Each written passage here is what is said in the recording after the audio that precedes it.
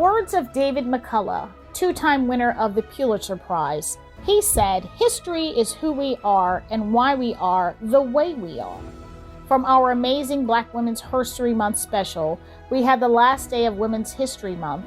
One of our hosts interviewed a guest who shared a history that most who know her, met her, even read about her, had no idea about. Her story looks back on her life and talks about what has built her up, the lessons she's learned, who her sheroes were, and what we must do as women to heal, forgive, unite, and live. Her story created who she is now, a phenomenal legend of our time. Please watch this inspiring interview. Beautiful people of brilliance and resilience. My name is Yvonne Renee Davis, and I'm one of the co-hosts of Restart America's Black Women's Horizon Special to celebrate Women's History Month. It is my distinct honor and pleasure to introduce to you a woman who is a transformational leader. She is a legend. She is a Renaissance woman. She is an educator, an engineer. She runs one of the most powerful foundations in the world. Her passion is the youth, and she wants to teach young people how to self-determine for their own wealth and prosperity. It is my pleasure and honor to introduce to you Linda D. Wilson, Executive Director of the Fund2 Foundation. Welcome, Ms. Wilson, to our segment. May I please call you Linda? Oh, please do. And thanks for having me. I'm so glad, and we're so honored to have you. It's been a year since the pandemic has started with the coronavirus, and a lot of people have had to make pivots and shifts as it relates to changes. How has the pandemic impacted you and your organization and the people that are surrounded by you? Well, we constantly remark how blessed we are that we didn't have to suffer without folks losing their jobs or having any kind of issues around anything, quite frankly, financially. However, we found that many of our projects and grantees were having horrendous experiences. And something that really we struggled with was, of course, the food. So we ended up doing a lot of food giveaways. But also our scholars. We have a group of 500 scholars actually that when they left school, they went home often to fractured families, and the families themselves couldn't handle what was going on, period. And then these youngins who are like 18 to 22, they ended up having to be surrogate parents almost. And so they had to tutor, they had to go to school, they didn't have Wi-Fi, all of that kind of stuff. It just was, we even had to start a program for mental health. They were melting down. I would get calls in the middle of the night, "Miss Linda, I don't know what to do. My mom's having an episode," or just things like that. And so then they were losing folks. We had one kid lost his best friend within a week. So we found out that we had to, rise to the occasion. And it's not pivoting, it's like circling, constantly making sure that people have enough of what they need. We even have an essay contest going now. And actually, today was the last day, where we're giving the winners $1,000 each, again, because of food problems. And many of our folks have become homeless. They might have been fine previously, but they're homeless, so they don't have just money for simple things and Wi-Fi and all that stuff. It's just been a lot. And we're really proud of the way that our organizations are helping. And we're just helping as much as we can financially as well as emotionally. We have to provide. So you're talking about, some people call it food insecurity. Some people call it food apartheid right now, because the whole shift that's had to take place in terms of basic human survival. So when you look at a mantra that you have, like cradle to greatness, how has that mantra that you've used in terms of the organization and taking young people from that space to greatness, how has it impacted the delivery of that, and in terms of having young people rise to the occasion in such a tough time? Well, the concept of cradle to greatness sort of rose from me trying to get our grantees to do a gap analysis, believe it or not. In other words, from in utero, from within your mom's stomach, or maybe even a test tube nowadays, but all the way to hopefully generational wealth. Where are all the touch points that we, well, actually, our organizations and ourselves touch people? And are there ways that there can be collaboration? I just firmly believe that collaboration. We used to call it community building in the 60s, but deep down, I don't. And they even have scientific proof that whether you like it or not, nothing progresses without cooperation or collaboration. So what we did was we wanted them to see, for example, did they know how many homeless people they were touching? Did they know how many homeschool people they were touching? So we were using Cradle to Greatness in all the ways that you can see that you touch. And if you didn't know that you touched, should you start doing your metrics to find out if you touch? And they discovered that they were doing a lot of duplication instead of replication. And so we wanted them to work together. I cannot tell you, if I can tell you a quick story that was so beautiful. We had a kid, he homeschooled, I can't even remember his name, but anyway, he's a drummer.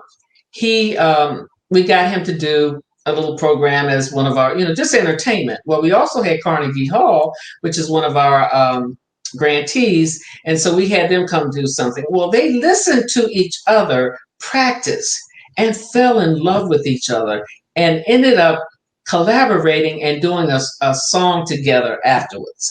And actually they began to tour a little bit here and there. So if you put good people in a room together and they discover that they're touching similar spots, lo and behold, you don't have to do anything, just get out their way. And that those were 15-year-olds, 16-year-olds. If they understand the beauty of collaboration, then our world is safe. If we don't, then I'm a little worried about life going forward. So Cradle to Greatness is my baby. I just absolutely believe in it. Internships. There's so many places that we touch. The military schools, people forget about them. How can we make sure that we do a full circle around the people that we claim to love, that we claim to serve? And we intend to keep pushing that forward. And the grantees are like, oh, finally, I think we get it. How can we collaborate and not be so ego-driven and greedy about, I only want to press my agenda? The agenda is the same. Getting rid of poverty and increasing as much joy in our world as we can. That's the agenda. In terms of the young people or involved in the program or the programs, how did the pandemic impact Cradle to Greatness? Even though you had it as a metrics tool, how there's still a philosophy behind it. How was that impacted? Well, I'll tell you, one place that really impacted it, unfortunately, was internships. A lot of our youth, we have a program called Intern X, and and that is to provide African Americans in particular internships in their field rather than a TJ Maxx or a food store or other retail places. Because whether you like it or not, you get jobs. People look at your internships to see if you got some relevant experience, right? But of course, people got laid off, and a lot of companies did not do internships. They thought that it had to be in person in order for it to be real. Well, not necessarily so. If I have to work from home, other people can too. I do know it's nice to bond, but we lost so many internships this year. I ended up having to try to do some, pay for internships and just giving them the groups, for example, Faircount in Georgia around census. And there's a lot to be done. And these young folks, they are savvy with the internet or just IT, computer science and all that stuff. So they are very helpful to even the grantees themselves or other nonprofits. So that it threw us for a loop. We were sort of struggling because we have 12,000 young people on our platform waiting to get internships, and a lot of them had them and they got canceled. So that was a major issue. And if you don't have an internship during the summer, sometimes you can't help pay some of your expenses going forward. So we have had to augment. It's not pivoting. People talk about pivoting. I'm tired of hearing that word, quite frankly, but it's really, how do we sort of fill in? We're gap filling, but it's not taking them enough forward. It's helping, that whole thing about surviving and prospering. We really are in this to help folks prosper. But what we're doing right now is sort of helping folks survive. If you don't mind, Linda, I wanted to make a shift because it's Women's History Month. I wanted to know if we can take a walk down memory lane. Long memory. Your name, I believe, was Yukali Bethea. Is that how you say it? Oh my gosh, yes. Yes. So if I just wanted to know if you could talk about her then and how she's transformed and the key lessons she's learned to now. Well, I in graduated in about 1968-ish, 67, 68, I got woke in a sense about what was going on in the world. And I was at Trinity College in DC and actually got thrown out because I got too radical at that time. But I just really started reading and learning about history, not just for a test, but for reality.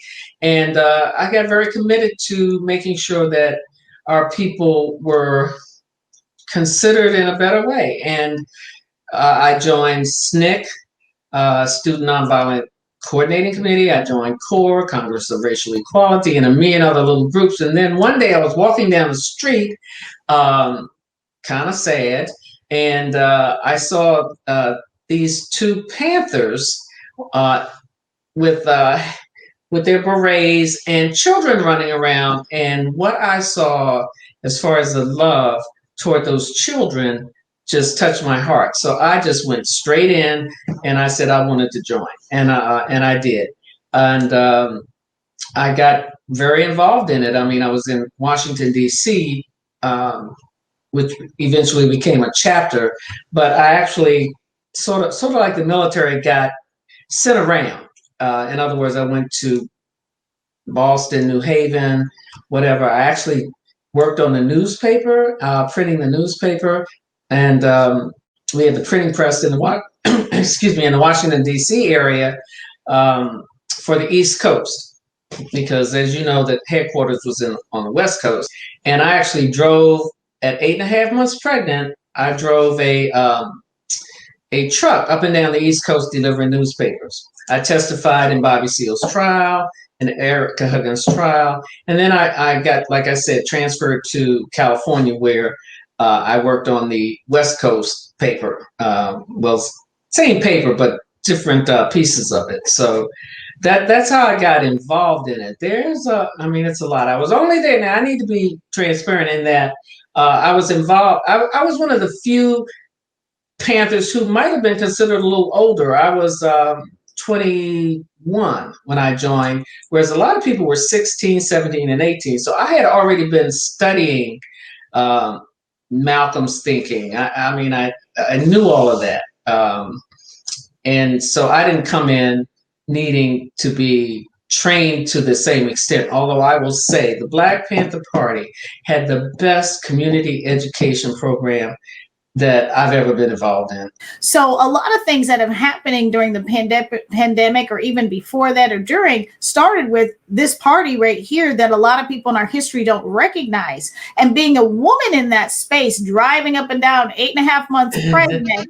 I know, I can't believe I did that. What does it say for you as a woman of, strength? What does it say for you thinking? Did it ever occur to you, hey, I'm a woman doing this?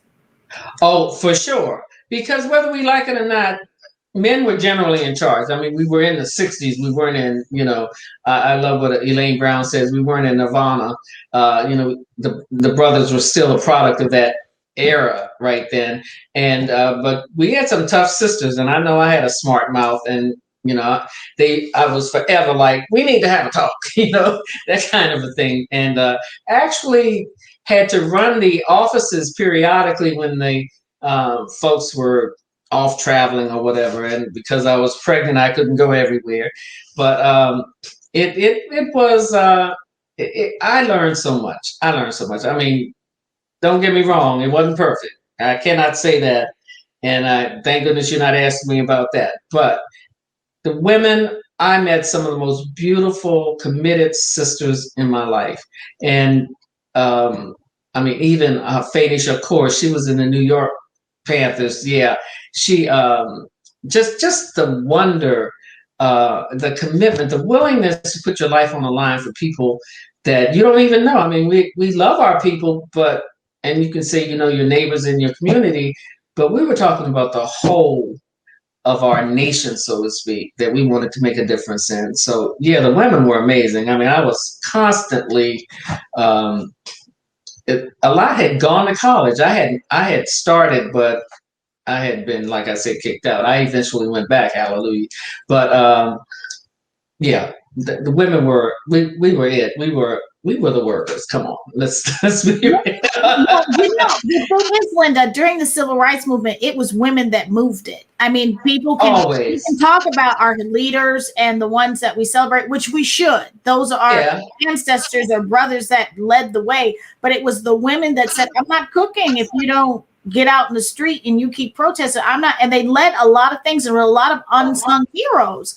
And so when we talk about sisterhood, which I love, there was a sisterhood you observed. Can you talk about the difference? Is there a difference today? And how about some of the efforts that you might have engaged in to try to have a more sister connection, a circle of connectedness? What you took from the past, could you say that you employed it today in terms of sisterhood? For sure. In fact, I miss that twinkle in each other's eyes when you saw each other or you were working together. I still miss that. I try to engender that in our staff, quite frankly. I think we only have one guy, as a matter of fact. I hadn't even thought about it, but just working and taking that mean girl, super sass out of what we do to really talk about being true sisters. One thing also is we've got to remember that the COINTELPRO, the FBI, threw a lot of poison into the conversation. And you may remember that there was a split, East Coast, West Coast Panthers, almost like, what do you call it? Rap, East Coast, West Coast. And so we had some really hurtful kinds of things. My husband, we weren't legally married, that's the Bethea, actually was murdered in the Panthers, and don't know who did it, but we did have some really negative actions going on around the split.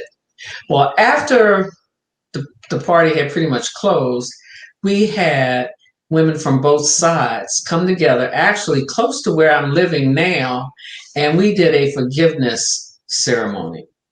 And just, it was so beautiful, I can't even tell you. And many of us had lost people. I ended up losing a son. Fanny lost her son, and we just came together to comfort each other. I mean, we went through the Dickens. A lot of men went to jail. We witnessed horrendous things. I mean, think about the Fred Hampton killings. I mean, they don't even mention Mark Clark. Well, he died as well that night. And think about his family and friends and the women in his life. We had to sort of pick up. I had 2 kids, and I had to pick up and continue my life without support, without financial support, without emotional support. And we all pretty much struggled. And to come back together was one of the most beautiful things I've ever seen in my life. We actually went and circled a tree and just brought our spirits together. And it enables me to keep going even now. Oh, wow. I could feel that, even though I can feel the energy of what you're talking about. But Linda, what is it that we have to do as Black Oh women, gosh. that sisterhood, and that circle you're talking about, and that forgiveness space? Because you read, when you see the social media and everybody's barking at each other on TikTok to Oh, I Facebook, don't even all know. the all the social media going back and forth. There was a Twitter storm war between two very noted people last week over something, over a video. And so, what is it? And there's different levels of it. But what do we do, even as professional women who are editors, publishers, TV people? What do we need to do? Because we're the most educated now. We're commanding the most small businesses now. The Black woman put the president, the vice president in office now. I mean, there's so much. But what did you have then that we could use now, or what's missing? Because there's still a lot of this undercurrent that still exists. Well, it's interesting. A lot of people ask me, why did the Panthers fall apart? Well, we know about COINTELPRO, but there's another way to look at it too, and that is every group has to have four elements. First, and I think the Panthers had two and a piece of the third. First, you have to have physical. You have to embody what you believe in, and that means get into it physically. I think we had that. We were willing. We marched. We fought. We did stuff. So we leaned in with our bodies. Mentally, we studied. I mean, I know I did. We read, we thought, we discoursed, and we wrote a newspaper. And let me tell you, if you check, there were very few grammatical errors, much better than even the Post and the Times these days. I've never, my editing eye goes, oh my gosh. But anyway, emotional, I would say, was missing. I think we were caught up in the more socialist mindset where everything had to be very rational, and I think that was we needed a little bit more emotion. The nationalist movement had more emotion in it, and the Panthers and other groups, they were much more, rational, even anti-religious at times, which I wasn't. I ran around sneakily, but talking spirit. And the last thing is spiritual. I think we were missing a spiritual connection. We didn't have time for it, and that saddens me. So I think if we tap emotion in its beautiful form, that now they're calling it, what is it, emotional intelligence, and then add spirit, and that means faith of your own understanding. It doesn't. I'm an interfaith minister. I ended up going to do that, and that is, I believe, an all paths lead to goodness if you let it. I think if we would bring those together, we would be kinder to each other. To me, the Panthers were the epitome of Thich Nhat Hanh's. He's the Buddhist, the Vietnamese Buddhist, where he talks love in action. That's one of the very first books that I read, and I was like, oh, this is the Panther Party. It's like my mother used to tell my father, don't tell me you love me, show me you love me. I'm sure you've heard that too. And to me, I think women need to do that with each other. And I also would suggest that women do giving in order to get. And that is to get rid of that victim mentality completely out of our ways, and literally always think about, what can I give? And if you give, you will automatically get. It's just part of the universal yin and yang of our of existence. And I know that I've always tried to help women, but I just try to help people. But of course, if I'm in virtuous circles of women, then of course I'm going to naturally help them as much as possible. So I think it's just keep your promises, make your requests, and always offer up. That's the way that I think it can happen.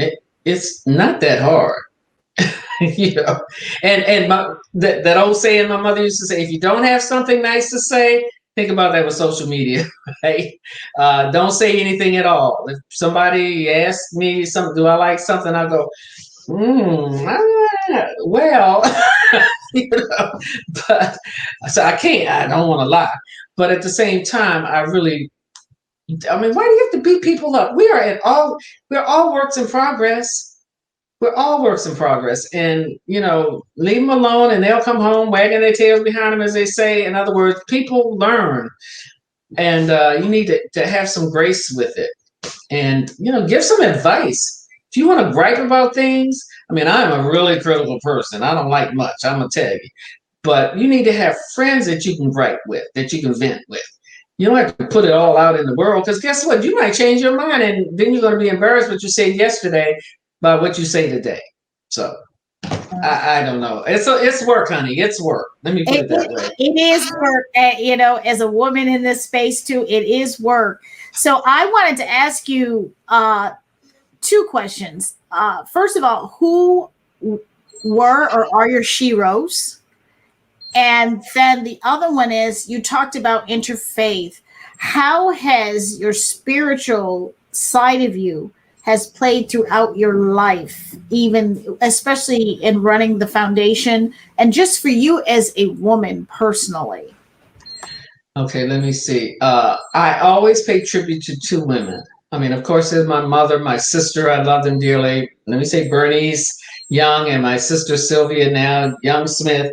But there are two women that entered into my life that I would say I just love to pay tribute to. One is Marion T. Noble. She was my supervisor at the VA hospital while I was going to Trinity. That woman, she was, I don't know, 4'10", if that tall. She had, she bent over, her wig was always askew, and she was the smartest lady I'd ever met. And she not only taught me how to be, I went in as a government service grade 1. Can you believe it? Type 27 words a minute. And within 3 months, I was a grade 4 because of her tutelage. She took me from the basement of the hospital and introduced me to the cafeteria, the maintenance. I met everybody, all the way to the psychiatric doctors. And she explained every job to me and how they interconnected. Oh my goodness. I was so smart just by understanding. She gave me systems thinking. And also, never look down on anybody, because everybody's important. And so I want to pay tribute to her. I feel like I was probably not the best person at that time. And but she doesn't know. I mean, let me see. She'd probably be very old now. I want her to know how much I appreciated it. That's one. Secondly, like I had a lost childhood kind of a thing, and I was homeless when I was 20, I believe it was, and sleeping on park bench in Washington D.C., DuPont Circle. And one day I was going to go get cigarettes, of course, 27 cents I had in my pocket, and there was a woman near Howard University. It was a little grocery store that had a food place in it. And I don't know if they don't even have those so much. It was like a little counter where they fed you. I mean, where you could eat. And I must have looked like Skeletor, because at that time I was using drugs. I'm not gonna lie, I was lost. I was a lost puppy. And she asked me, "Are you hungry?" And I'm like, "Oh, I got 27 cents." She said, "Well, my manager's not here. Sit down, I'll feed you." Well, she not only fed me, she took me home. And I was able to get, I know, Alice Jones. She taught me how to cook. She taught me how to, I painted her kitchen. I took care of her kids, and she helped me get a temporary job. And I don't know where I would have ended up if it weren't for her, and then I bounced into the Panther Party, obviously. And my mother, if she were alive, would tell you that the Panther saved my life because I was really, really lost. I had some devastating, I was kidnapped and all this other stuff when I was like 17. Stupid, stuff. Just, yeah. But you know what? I don't, I talk to people, folks, women have been through so much. I am always amazed that we can put one foot in front of the other. So I don't take it as a, like, oh, woe is me. I just take it as, whoa, that show gave me a lot of insight into what we all have to go through from slavery times, if you think about it. And the last point I'll make is that I wanted to be a priest when I was a little girl. I was oh God, I was sickening. I just went around blessing people, animals, everything. It was weird. And I was quickly told, you can't be a priest. And I was like, huh? You have to be a nun. I was like, that doesn't make sense. I like boys too much. So I was like, no, I want to be a priest. But what I loved about it were the smells, the ritual, the colors, the solemnity, the beauty, the community. And so now I say I'm a priestess. So when it comes down to it, that's how I serve. I want to serve, and to me, a priest serves. And so now I'm a priestess, and it's for whatever you need. Let me see how I can help you get it. That's all. That's the way that I look at it, which was what we thought the Panther Party was supposed to do as well. If we'd had more time and could have grown, we probably would have become even more of that.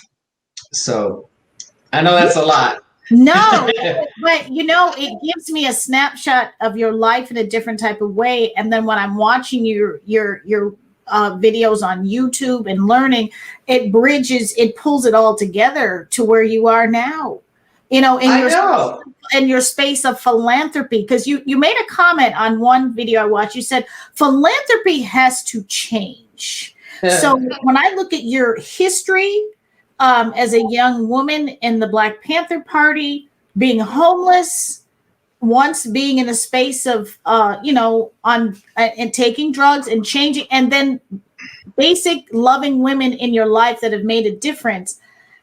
I believe that it really impacted who you are right now. And you had made the comment about philanthropy, and a lot of people who start foundations have not even had the experience that you had. Well, whether you like it or not, I don't know about you, but some days when I'm low, I go, my God, why hast thou forsaken me? You get into that. What is going on? Well, the way that I look at it, it gives me, I don't know if you know, I'm an executive coach too. I just collect all kinds of learning that I can. But Julio Olala is one of my gurus, and what he says is you coach or support, if you think of what coaching really is, from your wound to theirs.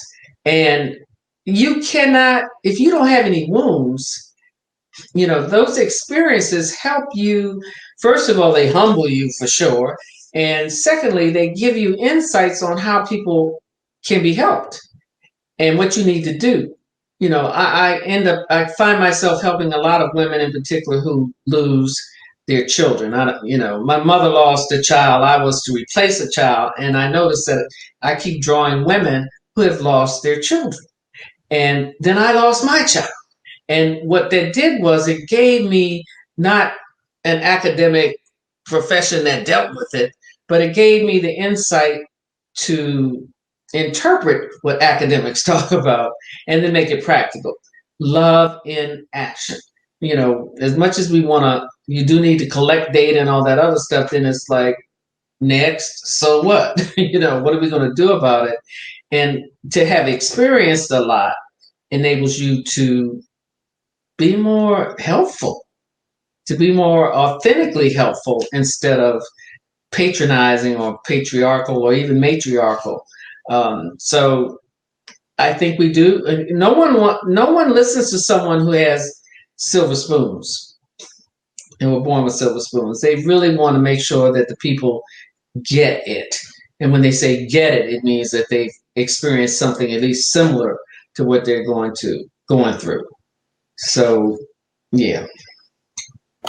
And then one final question. Okay. If you were to give a summary of a summation of your life or adjectives to describe who you are based on all your experiences, even to this very moment, because you have had tremendous experiences. And I hope you're writing a book or will write. I try, but I'm an extrovert.